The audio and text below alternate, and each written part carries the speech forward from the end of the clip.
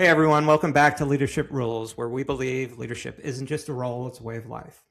Whether you're leading a team, a community, or simply leading yourself, we're here to help you unlock the rules to lead your life with purpose and impact. I'm Nick Niglio, joined by my co-host Marnie Stockman, and together we co-authored Lead It Like Lasso in the Business of You, and we're thrilled today to have EJ Carrion on the show with us. Yeah, we definitely are. So if you have ever seen EJ speak, you know this is not going to be a sit back and nod kind of conversation. EJ is the co-founder and board member of a student success agency. They focus on helping schools actually support students with things like tutoring, mentoring, college advising, mental health resources in a way that meets kids where they are. He is a first-generation college student, a Gates Millennium Scholar, and a Forbes 30 under 30 honoree. But really what stands out is the way he shows up. So he brings energy, urgency, and a deep belief that young people deserve real access, real agency, and adults who don't phone it in. So I recently got to see him at the South Carolina Career Development professional conference, where I would say he moved throughout the room, but he really jumped on every table, chair, or desk nearby, engaging the audience, challenging people to think differently about leadership and student success. So we're excited to bring that same conversation to everybody here. So EJ, thanks for joining us. Yes, Marnie, Nick, thank you for having me, and looking forward to sit down and talk with you guys. It's unfortunate that I couldn't stay to see you guys do your thing as well. But, it seems all went success based off of the host of the event, and so glad to be a part of a duo where I always like going first because the energy's the tone setter. Yeah, but I'm sure they left with some great takeaways at the end. Yeah, it was a good conference for sure. They certainly did. You were the talk of the town for that weekend. So thanks for joining us again, EJ. So we typically do this with most of our guests, some icebreaker questions. So we're going to rapid fire some quick things at you real quick, and then we'll get to the meat of it. So first question, EJ, first concert you ever been to, and best concert you've ever been to? First concert I ever been to. This is going to show you where I landed at age. I was probably 14. My mom gave me a birthday present. It was today it's the Dos Equis Pavilion in Dallas, but I think it was it wasn't SeatGeek, but something like SeatGeek at the time. And it was a bash with Little Bow Wow, Pretty Ricky, and B2K. So it's it was at a time where that was kind of my age and time. But the best concert I've ever been to was the Adele concert in Las Vegas. Me and my wife went out there and went to Adele, and the intimate ability to listen to someone like Adele was incredible. Yeah, I bet that was a little easier one. Coffee or tea? Coffee. Dog or cat? Dog. Got a big old Rottweiler at home. Hopefully you can't hear it. So No, we cannot. So if you're going to read a book, is it a paper book, an audio book, or an ebook? A paper book. Take notes. I love it. All right, last one. We'll start getting into a little after this. Leadership, more art or more science? I would say art. Okay. Well, having seen you, I suspect not technically script which chair you're going to stand on or where you're going to come from. Correct. That art would have been your answer. That would have been my guess. Enthusiasm might have been the answer I would have expected you to give on that. So for those of people who haven't experienced you on stage or off stage, as the case may be, give us the quick version of kind of what you do, what you love to talk about, and why you care about the message that you bring out to the world. Well, I think it's an array of different things. When I was at that conference, we really spoke about student engagement and the transformation of schools and how we need to really prepare schools through kind of this shift we're going through. And as leaders, we're going through this shift. I mean, we're living at a time where we're having an economical shift, a technological shift, a political shift. The question we need to have on our board is, how do we civilize? That is the thing that is being discussed. And I think when you look at schools and education, they're still kind of stuck in that Blockbuster, not Netflix. They haven't transformed yet to Netflix, while at the same time, AI's here. And so funding's going down, budgets are getting strapped, human capital is tight. So we really got to reimagine, how do we civilize? And a lot of people like to say the internet is not real life, but we spend more time, on the internet than we do in person with people, right? We're doing this podcast online. All my team, I have not one employee lives in the same town that I live in. This is the furthest distance we've ever been to our best friends in human history, because the digital world is now more real, right? If I have my Amazon guy show up, he has headphones on when he drops off the box. I go to the barista, I'm filling it out. And so what's happening to society, we went from fast fashion to fast food to fast interactions, all being, machined and no longer that connection. And so I think I try to help leaders think about, how do we create human connection and scale human care across both physical world and also the digital world. This generation is the first generation to grow up with 3 lives: their personal life, their school life, and their phone life. And, a lot of people like to see the phone as a barrier, when I believe it's a door.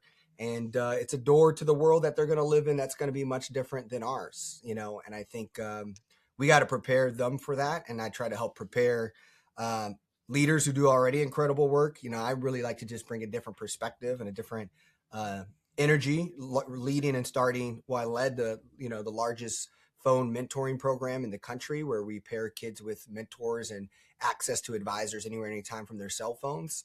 We've been doing that work since Skype was cool. So we were really, our mentors are called agents. So when you look at AI agents, been doing this work, and I still believe in the human connection online. I think AI is going to do a lot, but at the end of the day, what people want is realness. What people want is to feel connected to something. And that's why I also think leadership is an art, because the greatest thing you can do is be genuine, authentic, and present, and close the gap on that connection. That's the greatest asset every single one of us have.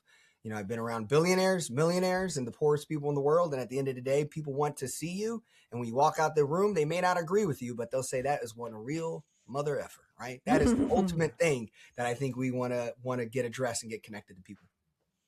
Wow. I mean, there's so many great lines right there. And and the perspective that we wholeheartedly agree with, for sure. And I have to add that I think we are officially the first podcast of 2026 that has Little Bow Wow and Skype in the transcript. So I think we've finally won something. Yeah. I know there's probably people listening who is B2K and Pretty Ricky. Don't judge me, but I want you, you see what you see. It was just a good time to be alive. I mean, I'm a millennial. And so what I love about the time I grew up, I was just talking to my friends about it. It's like, we grew up at the time when like hip hop hasn't got private equity yet. And then like the internet hasn't been fully figured out. So you had like the computer in the computer room in your house. Your parents didn't really know what you were doing on it. You were burning CDs. Yeah. Your social media didn't know what it was yet. And you still went outside and, played home run derby, but you like had this like weird, exploratory of the internet. I feel like it was such a great time, and while listening to Lil Bow Wow. So it was a good time for all the work as a millennial. Love it. Well, you're a millennial, and you were also a first-gen college student, as we heard in your bio, and you speak about quite often. And clearly, you've built a lot of momentum fast. When did it hit you that you couldn't wait really for the system to work for you, and you had to really take ownership and agency, ownership of your own path? I think that's just always been. I never actually had a full-time job. I started this when I was 22. Started with some friends, but I think I kind of always just was a person who was just a lone wolf, like a person who and not alone in the sense of I love people and I'm very love to be around people, but my intensity, the way I work at the world, the way I look at risk, and I got a lot of ADD. I think just the system, I realized like I stepped down as the CEO of my organization. And then today I see our CEO today, Krista Coleman. She's an incredible leader, and she was a successful EdTech chief partnership officer across multiple different companies that have scaled. And to watch her work, I was like, oh yeah, no wonder I'm not good at this. Like she just repeated herself 8 times in the last 12 hours. I say it once and I run to say something else the next time. If you didn't catch it, then sorry about you. But so as scaling, I think I'm a great leader of a pirate ship. And I think sometimes when you have to become the Navy, I think that's where then the next part of that leadership is the self-awareness to know that's okay too. Oh, 100%. And so systems are Navy at the end of the day. So I think, so that's just me. I'm okay. I think I'm a 0 to 1 guy and, nothing to something. And then once something happens, I think, you kind of give to people who know what they're doing. And I think radiating really talented people is another big part of like the success of that path. And I think my likability, the gregariousness, and just being real. I mean, at the end of the day is I'm genuinely someone who wants to change the world, and it's not fake. You can see by my actions, they can see how I move. So those are parts that allowed me to do it out of the system. Getting the Bill Gates scholarship was also big because that means I had no debt. So like, I think when you look at the Forbes 30 under 30 list, most of those people don't have debt. So automatically to be able to successful entrepreneur, there's this privilege there automatically off that. So different things like that I think also made it possible to live out in the system. But I think the further we get on, I think it's becoming harder and harder to do it. But I don't know. I'd be interested to see what the next rise of young entrepreneurs look like. Yeah. It's interesting. So Nick and I both worked for the same startup. He was employee 4-ish and I was employee 57-ish. And in 18 months, it got acquired 3 times. Yeah. So we watched it get systematized and then enterprise, like mothership or dark side enterprise. Yeah. So we get what some of the systems can do to the passion of a founder for sure. Yeah. Get it. So one of the things I heard you talk about was access, opportunity, and then agency. What do students most need when it comes to that idea of agency for themselves? Yeah, I think we're at the spot where we need to build the digital YMCA, right? If you look at a YMCA or a youth center, what it was to me and you in our life, it was, hey, you go to school, you didn't go to this youth center, your parents finished their jobs, you got to be around kids with no real agenda. Adults were there with supervision, but they really weren't telling you what to do, right? You could play on the basketball court, you could go play in the computer lab, you could grab the arts and crafts, you can go on the chessboard, and you kind of got to meet and talk and just build community with kids and have that agency. And then your mom or dad would pick you up, and then the YMCA coordinator would tell your mom and dad what happened and give data back to them while they were observing you. And I think the next stage of that is, I think kids need the digital YMCA. I don't think I understand phone bans. 80% of what Jonathan Hyatt says, I agree, and the anxious generation. But I think phone bans is a short-term gap that we can close, but I don't believe that we're going to become less digitized. And so I believe we got to prepare kids to drive the information highway. And if you look at the history of time, 1908, the first Model T came out, and in the sense of they sold 1 million units. We didn't have actual car insurance to the 1930s. And it was because, driver's ed until the 1930s. And it was because the car insurance companies were seeing like, man, people. And so what's crazy, 100 years later, right, 2008, the big social media shows up, Facebook and a smartphone. And today we live in a world where we haven't created phone education. Mm-hmm. And so the way you and I had typing class, I just think the next generations need swiping class. Yeah. And I think it's where we are, and that it's a door to the life, and they will live those 3 lives. And even if we can ban phones from our schools, there will still be 25% of their life online. So that means we still have to teach them how to exist on that stack. And, I look at the phone, like our kids have to navigate network states rather than nation states, right? It's, the rules of Meta and the rules of TikTok and the rules of Apple and Google. And, they land, on this island or on this network, and and are trying to figure out what's the rules and styles of existence. How do you build community on it? What's real? What's not? And so from an agency perspective, we have to get digital infrastructure and digital education right. That to me is what we ultimately need to figure out. That is, I think, have you seen, as you kind of talk about that, I was just trying to play back in my head, if, what types of schools or educational institutions, that maybe it's not public schools, maybe it's the charter, maybe it's some of the more innovative schools. Have you seen anybody actually starting to do that and really having a focus on kind of the digital education with their students? Well, I haven't seen the, there's some work that we're doing, and now that I'm kind of not at the active role of our current company, I'm doing a lot of more, this is kind of where I see the next horizon is for me, is like phone education. Yeah. But SSA is digital infrastructure for schools. I mean, what Student Success Agency is, we said, hey, student support services should be available anywhere, anytime. Why do we spend millions of dollars as school districts on student support services when the kids are in class? That would be like the grocery store only open when teachers are at work.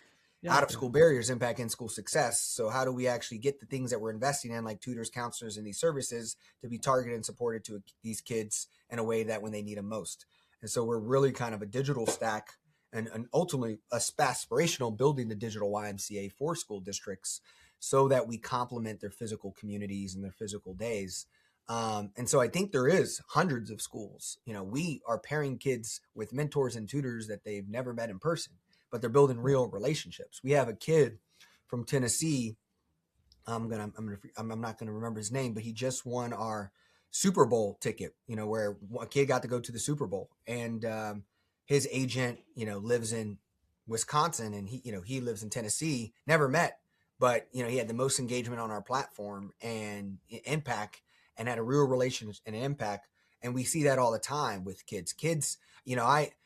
I've officiated 3 weddings, and what's cool about a wedding is, you meet someone and, usually on the groom side, I'm like, oh, how do you know the groom? And it's like, oh, we play video games together. And it's the first time we ever met.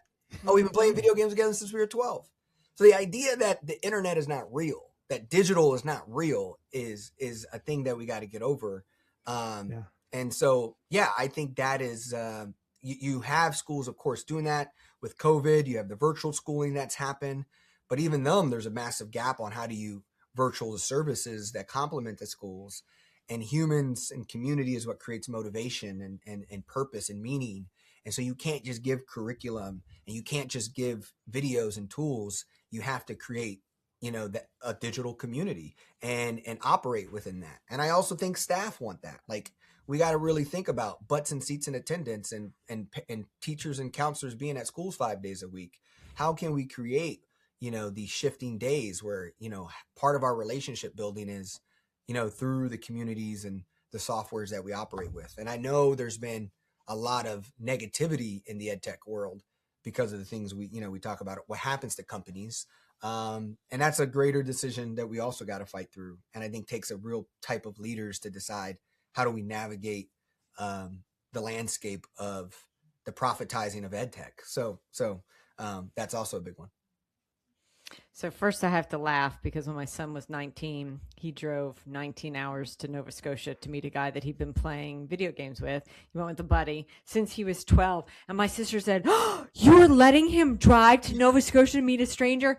I said, if this is some kind of scam, that is a long play. This dude's been playing video games with my son since he was 12. Yeah. So, and I've met him like virtually. I've seen him. I know what we're walking into. And I laugh when you say beautiful. That. That's beautiful. And he is the guy that's gone to weddings where he's just met them live. So I love that. Yeah. I'm feeling that. Yeah. So, and I think, and obviously there's so much physical experiences are always, as someone who advocates for digital community and digital infrastructure and digital experience, the physical world is prioritized and important. But we are, we live in a very interesting time. In the speech that I gave, I think in South Carolina, I talked about look back 100 years ago. right? And 100 years ago, Yeah. women just fight for the right to vote. World War II, World War One just got done. Like try to explain TikTok to a World War One vet, Yeah. right? Like how do you even Yeah. explain it? How do you even get there? Yeah. How do you talk about it? Yeah. And so if you look at the next 100 years, which if you're a 5-year-old today, like you got to build leaders for the 22nd century, right? You got to build them for and it's and if I'm making any kind of bets or opinions on it, we got to prepare our kids to be in a world where, like in the back day history, when Homo sapiens and Neanderthals and Homo erectus, some existed all at the same time, it's going to be our kids as Homo sapiens. Some of these people are going to put these Neuralinks in their head and they're going to become Homo technologicus. Right. And then, Elon's going to have these robots and it's Homo roboticus. And they're going to all be sitting at a table having to figure out how to build the world together. And that is, something that I don't think we're talking about as an education of today. We're still fighting over the distractions of the the echo chambers of culture wars, because I don't think the big boys of this world don't want us to talk about AI policy and the impact of data centers and what does a world look like when we do this to civilization. So that's those are the things that I think all leaders need to be thinking about. Very good. So, we talked about leaders and students being leaders, right? And I'm going to switch gears a little bit, but sounds great. What does, students, they don't have authority, right? What does it mean to lead when you don't have a title and, but you do have, you have this inner influence, right? I mean, there's things that you could do to lead without a title. Whether it's students or even school leaders, whoever it might be, if you don't have that a title and authority that's branded on your forehead, how do you go about leading? Yeah, so I'll first start with students. Like I think students, every single Fortune 500 CEO wants to know what a teenager is thinking. Teenagers are creating the next big dance, the next big slang, the next big app. And teenagers, you're seeing it in sports with all the money trickling down, and I think teenagers are actually going to become more and more not awakened. At least we should be opening our kids to understand that they do have some power and agency, and some of their assets of value today. And I think that's why I think helping kids know that they're a brand early, the way they move, the way they talk, what they advocate for, what they support, becoming conscious about who they are and how they want to exist. And that's why I think a lot of leadership as a whole is art, because part of its expression, and I think we grew up in a world where we thought we had to become optimized, efficient, productive scientists, but now AI is here. And so if that's all you are, and you don't know how to be an artist, and you don't know how to be confused but confident, if you don't know how to live in the gray and not black and white, you're going to, you're not going to do well. And so I guess for the adults, it's the same thing. It's like, I think the being present and just real and realizing like the greatest gift is, human connection. And I think you end up liking your job more the more you prioritize human connection. And so one of my greatest things that I say to educators all the time is we invest so much time trying to educate kids and talk to kids, but are we talking to ourselves, right? It's like everyone has a moment with a kid in our classrooms, but we can't turn moments into momentum if we're not talking to each other. And so I think those parts go in with the educators as well. But I also believe educators as a whole and districts need to continue to be bold and stand up. I think there's a lot of fear in education today, of course, for a lot of reasons. But you're the advocate. We have to, real leadership has to come with advocacy, has to come with standing on values and what you believe public education is meant to do in society. We're living at a time where I'm afraid, public education might become UPS, the Postal Service to FedEx and Amazon. Like we if we really believe in public education, it takes people to believe in it and wanting it to succeed. So yeah, I think everyone's an advocate and a leader if you're in this work. So one of the books we love to quote is Adam Grant's Hidden Potential. And he talks about that we're in the midst of a character revolution in the world of AI. And he even wrote that before AI, right? In the world of digital transformation and automation, that the thing that will help you stand out is your humanness, is your character, right? Is the people skills, the connection. Yeah. So like the kids have to be prepared, like you said, get the momentum to win the character revolution, as opposed to just thinking they need the technical skills. The stats show that 85% of success is actually based on your character or soft, durable skills, whatever you want to call them. So it's like mission critical, and one of our big talking points for sure. So this podcast is called Leadership Rules. So we're curious if there's a leadership rule that you have always followed or something you feel like everybody needs to follow to be successful. Yeah, I think there's I mean, I got a couple, but I think the three in a real quick fast punch that I would go, because they kind of go together, is decades instead of days, right? Like I'm trying to make my 65-year-old self happy, right? I'm trying to do something today, like in everything I've ever done. It's like and so then for that, selflessness is a form of compound interest. We talk about 401ks and in actual stocks, but I think, selflessness is a form of compound interest. And that's so hard for us to see in a capitalistic society, to see selflessness as a part of the game, which then leads to the third chapter of these principles, is we instead of me. And we've lost that we instead of me mentality. Well said. I love that, and wrote down all three of them. They made me think of, like, Nick, I think the second one of Bob Burg's Go Giving, right? And always give more value than you expect to return, or to gain in return. And the decades over days, that's a great way to say that, because one of the things we talk about in Lead It Like Lasso is the notion of legacy.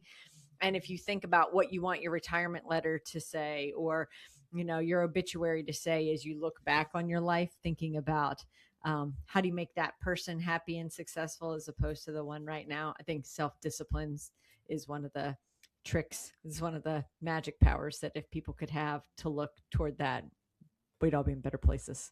Yeah, when I get confused, right? When I get confused about what this is all about, like, if regardless of your religion, faith, creed, human, civilization going up and to the right at the end of the day. And like, are we doing anything to make sure this is going up and to the right?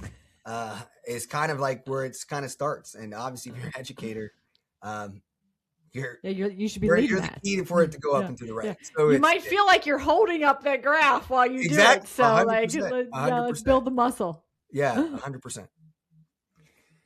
EJ, this has been fantastic, and I'm glad we gave our audience a chance to just get a snippet of where you're coming from and feel some of the energy. And as Marnie said earlier, just rave reviews from the one conference that we saw and heard you speak. So thank you so much for joining us. If you'd care to share how folks might be able to reach out to you, find you anywhere in the interweb, as we like to call it, please do so now. And I'm sure some folks would like to reach out. Yes, I'm available on LinkedIn. And then if you're, looking, I'm pretty much in a zone of space and time where I'm just kind of a journeyman. So that, in the sense of LinkedIn, but our company, studentsuccessagency.com, they're always open to talk more about what they're doing there. And yeah. So awesome. Correct me if I'm wrong. Are you doing a lot of keynotes? Is that something that you're interested in doing more of? Yeah. I still, I've been doing the keynote game for a while now. I started in the youth market, doing students, but today, once 6-7 came, I knew I had to retire. So, so that's kind of where I am there. And but the adults, I've been working with the adults is great too. But I'm kind of mindful on how many I do, just because. A lot of, I think the work that I'm thinking about is how do I build more social entrepreneurs, and how do I help other I think we need modern day philosophers on how we civilize, and I think that takes freedom and be able to take risk. And so, I feel like what's tough with becoming a keynote speaker, the freedom of what you can say often is becoming scarier and scarier. So I'm definitely interested in continuing to giving speeches. And if you want to hear them from me, they may not be on a keynote, but it's about civilizing how we think. And I want to be able to say the boldest, baddest thing and deal with the consequences. And so sometimes that's not able to do that as a keynote speaker, but I will if it's, mission aligned and people want to explore the experience of having me hanging out with their community members. It's a good one. People would love it for sure. If nothing else, follow EJ on LinkedIn and you'll be able to see what he's up to. So that's awesome. Yeah. Thank you so much for joining us. Yep, absolutely. Thanks, EJ.